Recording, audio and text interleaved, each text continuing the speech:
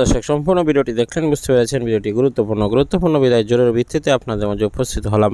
সেনাপ্রধান ওয়াকারুজ্জামান যে বক্তব্যগুলো দিয়েছেন এবং সেগুলো রাজনীতি প্রণোদিত এবং তিনি উদ্দেশ্য প্রণোদিতভাবে বক্তব্য দিয়েছেন এবং তার সাথে নাকি ভারতের আঘাত রয়েছে, কেননা 657 জন 626 জন আওয়ামী লীগ নেতাকর্মীদেরকে তিনি প্রটেক্ট করে ইন্ডিয়ায় পাঠিয়ে দিয়েছেন এবং সেটা কিন্তু স্পষ্ট আমরা বুঝতে পেরেছি, আমরা দেখতে পেরেছি। সাথে সাথে তিনি আয়নাগর সম্পর্কেও জানতেন, কিন্তু কিছুই বলতেন না, কারণ আয়নাগর তার বাড়ির 1 কিলোমিটারের ভিতরে ছিল। আরও অনেক নানান প্রশ্ন তুলে দিয়েছে তার বিরুদ্ধে সাবেক সেনা কর্মকর্তা এবং পিনাকি ভট্টাচার্য, সাংবাদিক ইলিয়াস, যাদের কথা আমরা সর্বদাই শ্রদ্ধা বলে শুনে থাকি এবং বিশ্বাস করি। তারা যখন এই কথাগুলো বলছে, অবশ্যই আমরা সেগুলোকে ফেলে দিতে পারি না, অবশ্যই এটার মধ্যে কোনো রহস্য রয়েছে।